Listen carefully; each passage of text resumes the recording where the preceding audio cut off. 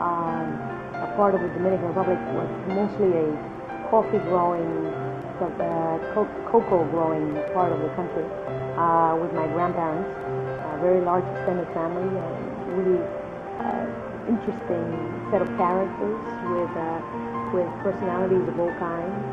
They essentially taught me how to listen and how to think. We had no electricity for many years. We had no television, which was probably the best thing that ever happened to me.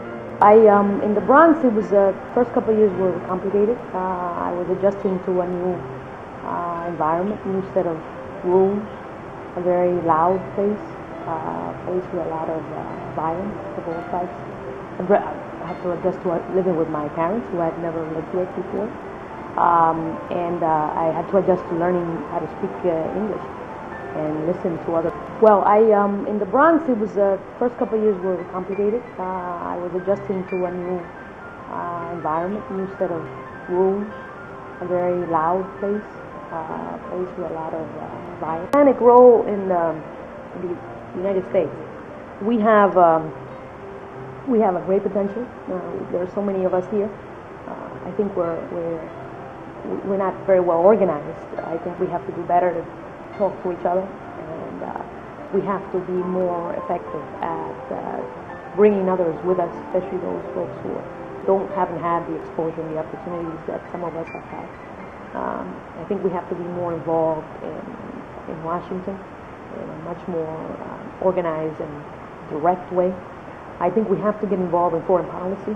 I don't think we do that enough, and that sometimes we do it in a way that's not very productive. I think we have to be much more vocal about how we, children of immigrants or immigrants ourselves, the relationship between us, the Hispanics here, and the Latino community here in Latin America and the Caribbean is critical for the development of that region. Well, when I got to Harvard, I didn't really know what Hispanic was. I was in the Bronx. I was Dominican.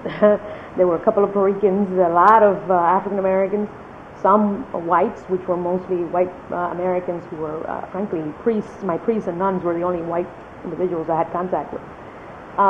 So going off to Harvard was surprising when I saw all these people from Latin America or descendants of Latin Americans consider themselves Hispanic or Latino. I had no idea what the term meant.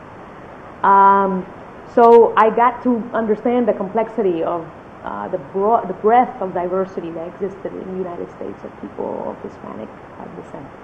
And I got involved in community organizations, in student organizations at Harvard, and tried my best to really understand that complexity and try to push forward an agenda in terms of empowering the Hispanics at the university.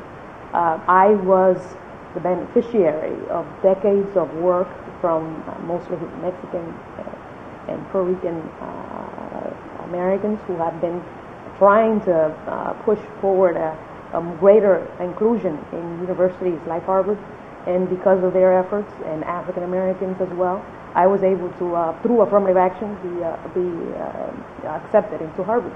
So I thought that opportunity, I needed to continue the struggle to be able to empower others in the future to have those opportunities as well.